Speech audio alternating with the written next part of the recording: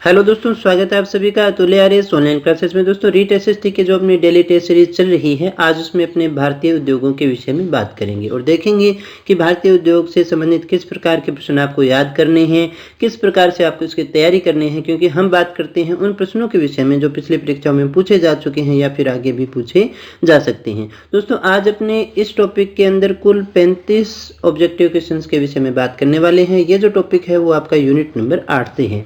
दोस्तों ये है हमारी यूनिट नंबर 8 जिसके विषय में अपने बात कर रहे हैं। यहाँ देखिएगा ये टॉपिक, ये प्राकृतिक जो वनस्पति है, वन्य जीवन, ये हम देख चुके हैं। कृषि फसलें भी हम देख चुके हैं। आज हम भारतीय उद्योगों के विषय में बात करने वाले हैं। उसके बाद में देखिएगा अगली क्लास में हम जन सुविधाएं और उपभोक्ता जागृति के विषय में बात करेंगे। बाकी ये जो हमारे 2-3 टॉपिक हैं, छोटे टॉपिक हैं, ये करंट से संबंधित हैं। इनको करंट के टाइम ही अपने डिस्कशन करने वाले हैं दोस्तों। इसके अलावा मैं आपको बता दूं कि 1 से 8 यूनिट के टेस्ट आपके कंप्लीट हो जाएंगे और उसके साथ ही साथ 11 और 12 यूनिट के टेस्ट भी आपके कंप्लीट हो चुके हैं और सारा सिलेबस भी आपका कंप्लीट हो चुका है। टॉपिक वाइज अगर आपने नहीं देखा है तो प्लेलिस्ट के लिंक जो है वो आपको डिस्क्रिप्शन में मिल जाएंगे। साइकोलॉजी के लिंक भी मिल जाएंगे। अभी तक अगर आपने सिलेबस पूरा नहीं किया है तो कर लीजिएगा दोस्तों। सारा सिलेबस प्लेलिस्ट में उपलब्ध है और सारे के सारे PDF नोट्स भी आपको टेलीग्राम चैनल पर मिल जाएंगे दोस्तों। इसके बाद में हमारी सिर्फ 2 यूनिट बचती हैं जो राजस्थान से संबंधित हैं। ये भी अपने पढ़ चुके हैं, बस इनके टेस्ट बाकी हैं। जल्दी ही अपने इसका जो पाठ्यक्रम है वो अपना कंप्लीट हो जाएगा। रीट का एसएसटी के अपने सारे सिलेबस भी कंप्लीट हो जाएगा और उसके टेस्ट भी कंप्लीट हो जाएंगे। उसके बाद में अपना जो देखिए मिक्स टेस्ट है वो परीक्षा तक आपका रोजाना चलता रहेगा, जिसमें हम कुछ इंपॉर्टेंट क्वेश्चंस के विषय में बात किया करेंगे। तो चलिएगा शुरू करते हैं आज के टेस्ट को। देखते हैं आज का हमारा पहला प्रश्न है वो कौन सा है। आधुनिक लौह इस्पात उद्योग का वास्तविक प्रारंभ किस स्थान पर स्थापित कारखाने के साथ हुआ। प्रश्न है आधुनिक लौह इस्पात उद्योग जो है उसका वास्तविक प्रारंभ है वो किस स्थान पर स्थापित कारखाने के साथ हुआ। कुल्टी, बर्नपुर, जमशेदपुर या फिर गोपालपुर। कौन सा है दोस्तों सही आंसर। तो दोस्तों इस प्रश्न का सही आंसर है हमारा वो है नंबर 1 कुल्टी। कुल्टी से हुआ था दोस्तों। कृषि फसलें और ये जो उद्योगों के टॉपिक होते हैं दोस्तों, ये बिल्कुल फैक्चुअल है। डायरेक्ट हमें फैक्ट टू फैक्ट याद करना है। यहाँ पर समझने वाला ज़्यादा कुछ भी नहीं हुआ करता है। दूसरे प्रश्न की बात करें, दुर्गापुर लौह इस्पात संयंत्र किस देश के सहयोग से स्थापित किया गया। ब्रिटेन, फ्रांस, जर्मनी और रूस। ये जो देखिए सेंटर हैं, ये जो संयंत्र हैं जो कि देखिएगा आज़ादी के बाद में अन्य देशों के सहयोग से स्थापित किए गए थे। इनमें से 3 हैं। ये एक आधा क्वेश्चन आ ही जाता है तो इनको आप अच्छे से याद कर लीजिएगा। कौन सा है दोस्तों सही आंसर। ब्रिटेन, फ्रांस, जर्मनी, रूस। तो दोस्तों सही आंसर हमारा वो है नंबर 1 ब्रिटेन के सहयोग से इसको स्थापित किया गया था। तीसरा जो हमारा प्रश्न है, राउरकेला इस्पात संयंत्र की स्थापना हुई थी, यानी राउरकेला इस्पात संयंत्र की स्थापना जो है वो किसके सहयोग से की गई थी। ब्रिटेन के सहयोग से, रूस के सहयोग से, संयुक्त राज्य अमेरिका के सहयोग से या फिर जर्मनी के सहयोग से। हमें बताना है राउरकेला इस्पात संयंत्र जो है उसकी स्थापना किसके सहयोग से की गई थी। तो दोस्तों इस प्रश्न का जो हमारा सही आंसर है वो है नंबर 4 नंबर क्या कह रहा है, जर्मनी। यानी राउरकेला की जो स्थापना की गई थी वो जर्मनी के सहयोग से की गई थी। दोस्तों इस प्रश्न को आपको अच्छे से याद रखना है। बात करते हैं अगले प्रश्न की। चौथे प्रश्न की बात करें, भिलाई इस्पात संयंत्र की स्थापना हुई थी किसकी सहायता से। ब्रिटेन, रूस, संयुक्त राज्य अमेरिका या फिर जर्मनी। किसके सहयोग से की गई थी दोस्तों। सही आंसर क्या है हमारा। सही आंसर है वो है नंबर 2 रूस के सहयोग से इसकी स्थापना की गई थी भिलाई की। बात करें अगले प्रश्न की। 5वां हमारा जो प्रश्न है, रूस की सहायता से स्थापित इस्पात लौह इस्पात संयंत्र कौन सा है। बोकारो, भिलाई, विशाखापत्तनम या फिर उपरोक्त सभी। रूस की सहायता से कौन से लौह इस्पात संयंत्रों की स्थापना की गई थी। बोकारो है, ये बोकारो है दोस्तों, भिलाई है और विशाखापत्तनम है या फिर सारे हैं दोस्तों। क्या होगा दोस्तों सही आंसर।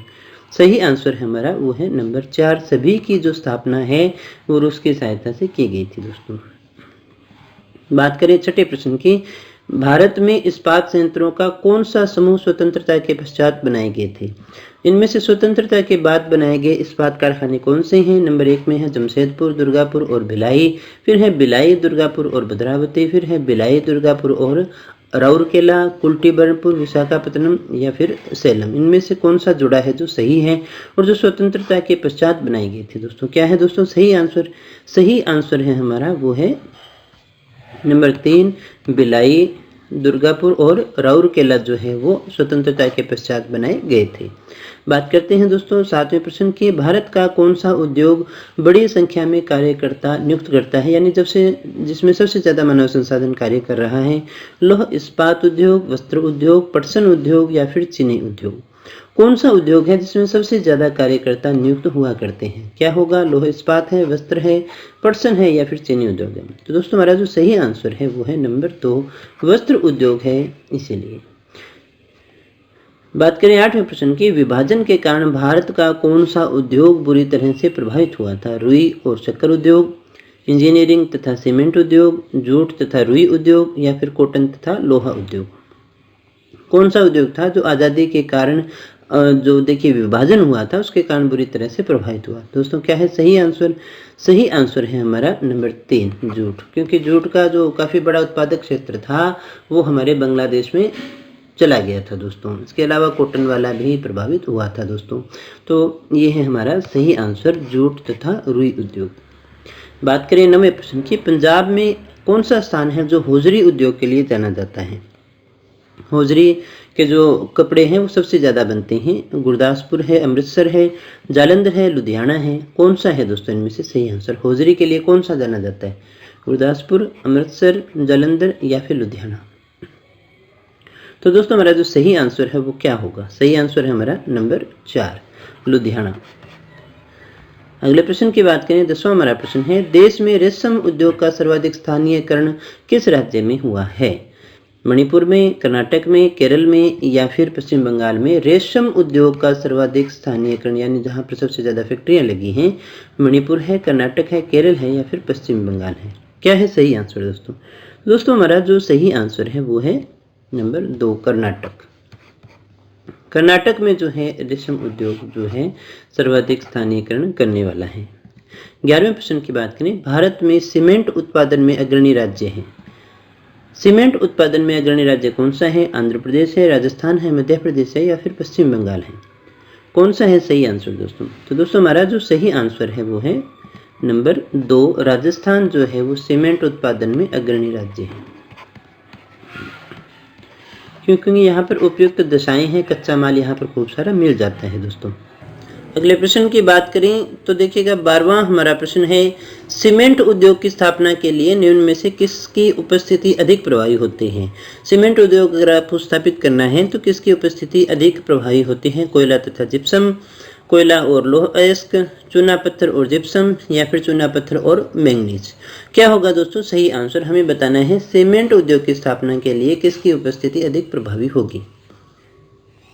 तो दोस्तों हमारा जो सही आंसर है वो है नंबर 1 कोयला और जिप्सम जो है इसकी आवश्यकता होती है, इसकी उपस्थिति अनिवार्य होता है कोयला और जिप्सम। बात करते हैं 13वें प्रश्न की, भारत में प्रथम सीमेंट संयंत्र 1904 में कहाँ स्थापित किया गया था? हमें ये बताना है चेन्नई में, रानीपेट में, झींकपेट में या फिर पोर्टोनोवा में? भारत में पहला जो सीमेंट संयंत्र जिसके 1904 की अपने बात कर रहे हैं वो कहाँ पर स्थापित किया गया था? तो दोस्तों मेरा सही आंसर है वो है नंबर 1 चेन्नई। बात करें 14वें प्रश्न की, भारत में प्रथम उर्वरक संयंत्र जो था 1906 में स्थापित किया गया था, आपको बताना है कहाँ स्थापित किया गया था? चेन्नई में, रानीपेट में, झींकपेट में या फिर पोर्टोनोवा में? प्रथम उर्वरक संयंत्र जो है 1906 की अपने बात कर रहे हैं, कहाँ स्थापित किया गया था? तो दोस्तों हमारा जो सही आंसर है वो है नंबर 2 रानीपेट में इसको स्थापित किया गया था। 15वें प्रश्न की बात करें, भारत में सार्वजनिक क्षेत्र के अंतर्गत सर्वप्रथम उर्वरक संयंत्र कहाँ स्थापित किया गया था? भारत में सार्वजनिक क्षेत्र का पूछा जा रहा है, नांगल में, ट्राम्बे में, सिंदरी में या फिर अलवाई में? सार्वजनिक क्षेत्र का सर्वप्रथम उर्वरक संयंत्र जो है वो कहाँ स्थापित किया गया था? तो सही आंसर क्या होगा? वो है हमारा नंबर 3 सिंदरी में स्थापित किया गया था। बात करें अगले प्रश्न की, 16वां हमारा प्रश्न है, भारत में कागज उद्योग का प्रथम सफल कारखाना 1879 में किस स्थान पर लगाया गया था?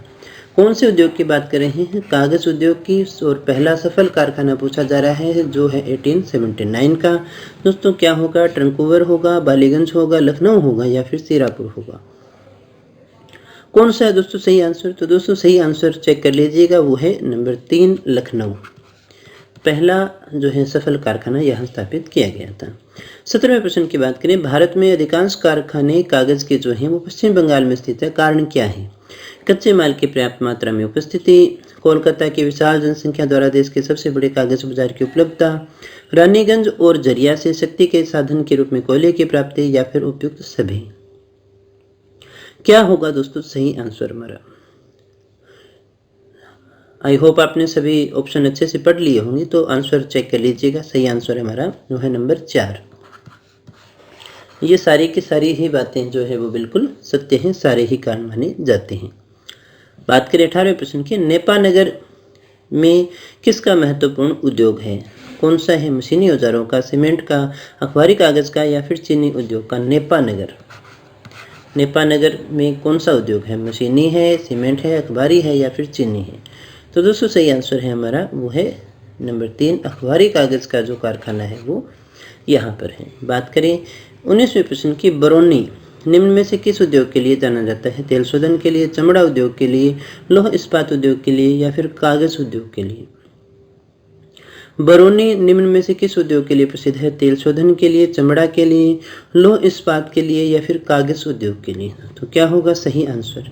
सही आंसर है हमारा वो है नंबर 1, तेल शोधन के लिए जाना जाता है। अगले प्रश्न की बात करें, 20वां हमारा प्रश्न है, कानपुर क्यों फेमस है? तेल शोधन के लिए, चमड़े के लिए, लौह इस्पात के लिए, या फिर कागज उद्योग के लिए? आपको बताना है कानपुर कौन से उद्योग के लिए जाना जाता है, क्योंकि हम उद्योगों की ही बात कर रहे हैं, उसी से संबंधित प्रश्न यहाँ से आपसे पूछे जा रहे हैं। कौन सा उद्योग है दोस्तों? सही आंसर हमारा वो है नंबर 2, चमड़ा उद्योग। अगले प्रश्न की बात करें, 21वां प्रश्न हमारा, महाराष्ट्र स्थित पिंपरी, महाराष्ट्र में जो पिंपरी है वो किसके लिए प्रसिद्ध है? घड़ी निर्माण के लिए, चमड़े उद्योग के लिए, एंटीबायोटिक के लिए, या फिर कागज उद्योग के लिए? महाराष्ट्र का जो पिंपरी है वो किस लिए जाना जाता है? क्या होगा? प्रश्न के 22वां हमारा प्रश्न है, भारत का सर्वप्रथम लघु उद्योग कौन सा है? घड़ी निर्माण है, चमड़ा उद्योग है, हाथकरघा उद्योग है, या फिर कागज उद्योग है? दोस्तों कौन सा है भारत का सर्वप्रथम लघु उद्योग? तो दोस्तों क्या होगा सही आंसर? सही आंसर है हमारा वो है नंबर 3, हाथकरघा उद्योग सर्वप्रथम लघु उद्योग माना जाता है। बात करें 23वें प्रश्न की, भारत के किस नगर को इलेक्ट्रॉनिक उद्योग की राजधानी कहते हैं? इलेक्ट्रॉनिक्स की राजधानी चेन्नई है, बेंगलोर है, कानपुर है, या फिर कोयम्बटूर है? इलेक्ट्रॉनिक उद्योग यानी जहाँ पर सबसे ज़्यादा फल फूल रहा है, कौन सा है? सही आंसर है हमारा, चेक कर लीजिएगा, वो है नंबर 2, बेंगलोर या बंगलुरु जिसको आजकल अपने कहते हैं। 24वां प्रश्न है हमारा, किस उद्योग में सर्वाधिक संख्या में महिलाएं कार्यरत है? हमें बताना है ऐसा कौन सा उद्योग है जिसमें सर्वाधिक संख्या में महिलाएं कार्यरत है। तो सही ऑप्शन क्या होगा? चाय का है, जूट का है, वस्त्र का है, या फिर रबड़ का है? कौन सा उद्योग है जो सबसे ज़्यादा सही आंसर माना जाएगा? चाय, जूट, वस्त्र, या फिर रबड़? तो दोस्तों हमारा सही आंसर है वो है चाय उद्योग है। इसमें महिलाएं जो हैं चाय के बागानों में सबसे ज़्यादा काम करती हैं, इसलिए हम इसे कह सकते हैं। 25वें प्रश्न की बात करें, किस राज्य में पेट्रो रसायन उद्योग के लिए आदर्श दशाएं हैं? गुजरात है, महाराष्ट्र है, तमिलनाडु, पश्चिम बंगाल है, या फिर उत्तर प्रदेश है? पेट्रो रसायन उद्योग के लिए आदर्श दशाएं कौन से में हैं? 4 ऑप्शन हमारे पास में है, गुजरात है, महाराष्ट्र है, तमिलनाडु, पश्चिम बंगाल, या फिर उत्तर प्रदेश? दोस्तों सही आंसर हमारा वो है नंबर 1, वो है गुजरात में उपलब्ध है।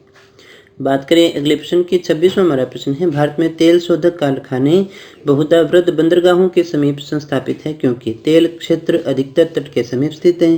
तेल क्षेत्र अधिकतर तट के समीप स्थित हैं, दोनों एक जैसे ऑप्शन हो गए। शोधित उत्पाद बाजार से सरलता से जुड़ जाता है, तकनीकी क्षमता सुलभ है। दोस्तों क्या होगा सही आंसर? तो दोस्तों सही आंसर क्या होगा? सही आंसर हमारा वो है नंबर 2, तेल के जो क्षेत्र हैं वो अधिकतर तट के समीप ही हैं, इसलिए इसको यहाँ पर स्थापित किया गया है। दोस्तों ये दोनों ऑप्शन एक ही जैसे हैं, आप इसी को सही मान लीजिएगा। बात करते हैं अगले प्रश्न की। अगला हमारा प्रश्न है 27वां प्रश्न, देश के विभाजन के फलस्वरूप जूट उद्योग का ह्रास हुआ क्यों? अनेक जूट मिलें बांग्लादेश में चली गई थी, भारत में पूंजी का अभाव था, अंग्रेजों की दोषपूर्ण जो नीति थी उसका प्रभाव पड़ा था, या कुशल श्रम तथा जूट उत्पादन क्षेत्र का अधिकांश भाग वर्तमान में बांग्लादेश में चला गया था। हमने कहा जब देश का विभाजन हुआ तो जूट उद्योग जो हमारे यहाँ पर फल फूल रहा था उसका ह्रास हो गया, उसका कारण क्या माना जाएगा? तो दोस्तों क्या है, आई होप आपने सभी ऑप्शन अच्छे से पढ़ लिए होंगे। तो सही आंसर है हमारा वो है नंबर 4, क्योंकि कुशल श्रम और जूट उत्पादन के जो क्षेत्र थे वो बांग्लादेश में चले गए और फैक्ट्रियां हमारे यहाँ पर रह गई, इसी कारण से ऐसा हुआ है। बात करें 28वें प्रश्न की, सबसे बड़ा तेल शोधक कारखाना पाया जाता है पोरबंदर में, जामनगर में, अहमदाबाद में या फिर सूरत में। सबसे बड़ा तेल शोधन का जो कारखाना है वो कहाँ पाया जाता है दोस्तों? सही आंसर क्या है? सही आंसर हमारा वो है नंबर 2, जामनगर में सबसे बड़ा तेल शोधक कारखाना। अगले प्रश्न की बात करें, 29वां हमारा प्रश्न है, राज्यों का समूह कौन सा है जहां पर रेल डिब्बों का बड़ी मात्रा में निर्माण होता है? पंजाब और तमिलनाडु, उड़ीसा और पश्चिम बंगाल, तमिलनाडु और पश्चिम बंगाल और पंजाब। जहां हमें बताना है कौन सा ऐसा राज्यों का समूह है जहां पर रेल डिब्बों का बड़ी मात्रा में निर्माण होता है। सही आंसर हमारा वो है नंबर 1, पंजाब और तमिलनाडु में जो है इनका निर्माण होता है। 30वें प्रश्न की बात करें, भारत में रासायनिक उर्वरकों के 2 बड़े उपभोक्ता की बात कर रहे हैं जो सबसे ज़्यादा उपयोग करते हैं, आंध्र प्रदेश और महाराष्ट्र, पंजाब हरियाणा, पंजाब उत्तर प्रदेश और आंध्र प्रदेश। दोस्तों क्या होगा सही आंसर हमारा?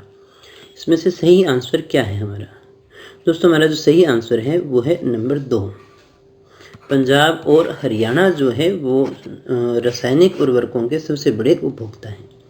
बात करें 31वें प्रश्न की, भारत में निम्नलिखित राज्यों में से कौन सा एक नमक का अग्रणी उत्पादक है?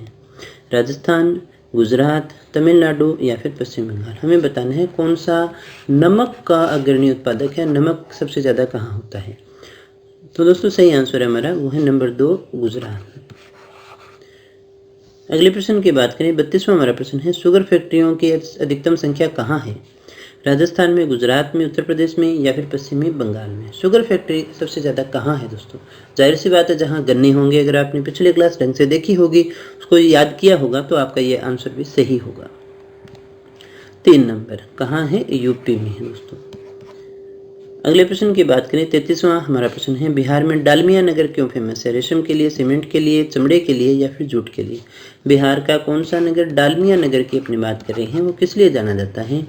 रेशम, सीमेंट, चमड़ा या फिर जूट के लिए? तो दोस्तों सही आंसर हमारा वो है नंबर 2, सीमेंट उद्योग।